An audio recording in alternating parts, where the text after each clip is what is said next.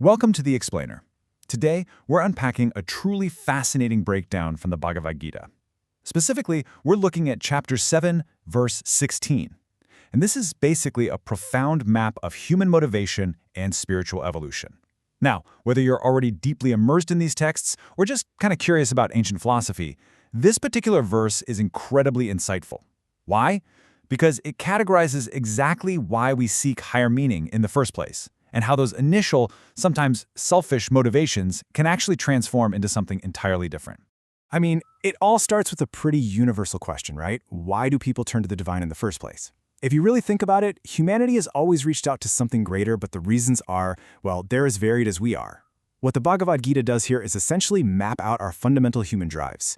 It suggests that our spiritual journeys aren't just random. They are deeply, deeply rooted in our immediate situations, ranging from, a sudden life crisis to a really profound philosophical curiosity about the universe.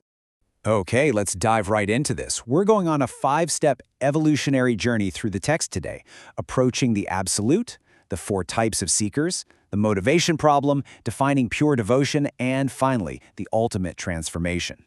So part 1, approaching the absolute, which is the foundation of seeking. Before the text even gets into categorizing the different types of spiritual seekers, it establishes a very specific baseline. It uses the Sanskrit term su-kṛtino. Impartially speaking, the commentary defines these individuals as the pious. Basically, these are adherents of the regulative principles of scriptures. In plain English, they're the rule followers. They're the people who try to live by moral and social laws and have more or less a devotion to the Supreme Lord. They aren't perfect, absolutely not, but they have a foundational respect for spiritual structure. That's the starting line. And the text draws a really sharp contrast here between the su-kṛtino, the pious, and those it flat-out terms miscreants. On one side, you've got the pious who possess spiritual goals and follow regulations. But on the other side, the miscreants are described as individuals whose lives are completely selfish, irregular, and basically entirely without spiritual goals. For them, engaging in devotional service is seen as extremely difficult. So being a pious rule follower is presented as the essential prerequisite for even stepping onto this spiritual path. Moving on to section 2, 4 types of seekers and their motivations.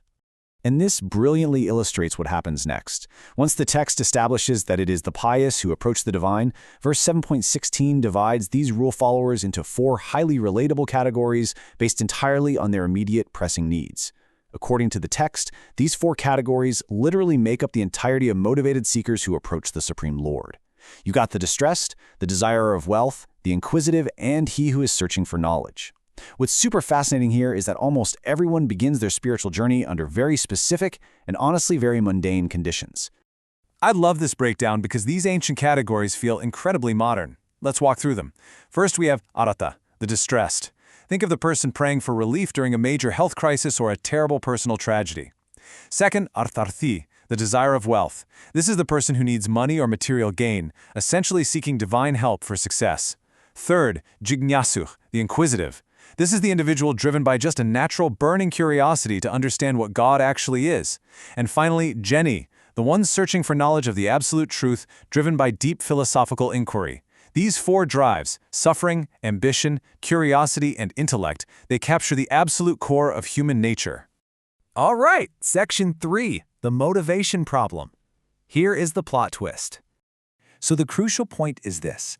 Even though all 4 of these types of people are considered pious, none of them are actually considered pure devotees. Wait, why? Well, because their devotion is fundamentally motivated. They have an aspiration they want to fulfill in exchange for their service. The distressed want relief, the ambitious want money, the inquisitive want answers, and the philosophers want knowledge. When you boil it down, it's basically a transaction. The text strongly contrasts this motivated approach with pure devotion, which operates entirely without aspiration and totally without any desire for material profit. Which brings us to section 4, defining pure devotion, the ideal standard. If transactional seeking is fundamentally flawed, then how is the highest standard actually defined? Well, the commentary cites a foundational definition from the Bhakti Rasamrta Sindhu to explain this. It reads, quote, "One should render transcendental loving service to the Supreme Lord Krishna favorably, and without desire for material profit or gain through fruitive activities or philosophical speculation." End quote. This is the text's ultimate definition of pure devotion. It is completely unmotivated. It isn't done to get rich, it isn't done to stop pain, and remarkably, it isn't even done just to satisfy intellectual curiosity. To actually reach this standard, the text argues that a seeker has to transcend even the highest forms of intellect. As long as a devotee is tainted by the search for mundane knowledge or, fruitive activities, they haven't reached that purified stage. The commentary specifically notes that dry philosophers must transcend their knowledge of the impersonal to arrive at a personal conception of Godhead. Intellect alone just isn't enough. It has to evolve into unmotivated, loving service. And that leads us to our final part, Section 5, the ultimate transformation, the evolutionary journey. Because the real beauty of this text is that it doesn't just leave seekers stuck in their material transactional motives. It actually provides a distinct mechanism for spiritual evolution. And honestly, transformation often begins with sheer frustration. Those who are constantly busy with fruitive activities, working hard for material gain, they eventually face distress and frustration, which then drives them to associate with pure devotees. Similarly, dry philosophers who become frustrated in every field of knowledge, they also turn toward the Supreme Lord. And incredibly, the text even notes that sometimes those miscreants we talked about earlier, the ones with selfish, irregular lives, can actually be transformed if they just happen to come into contact with a pure devotee by chance. Let's move to and see how this builds into a precise, step-by-step purification process. Step 1. The person approaches the Lord with material motives, like distress or curiosity. Step 2, and this is the absolute key catalyst, they associate with a pure devotee. Step 3, through this association and grace, they become completely freed from all material desires. And finally, Step 4, they attain the stage of pure devotional service. The entire transformation relies heavily on that one catalyst, association. Now, what's really interesting about this is the profound realization the seeker must grasp to become a pure devotee. Material remuneration has absolutely nothing to do with spiritual improvement. The transaction has to be broken. You can't measure your spiritual growth by how much wealth you've gained or how much physical suffering you've managed to avoid. According to the text, those things are completely divorced from one another in the stage of pure devotion.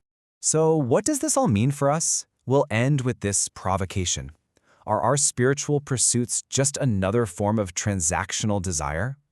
When we honestly look at our own motivations, whether we're seeking relief, wealth, or even just philosophical answers, are we kind of treating the divine like a cosmic vending machine?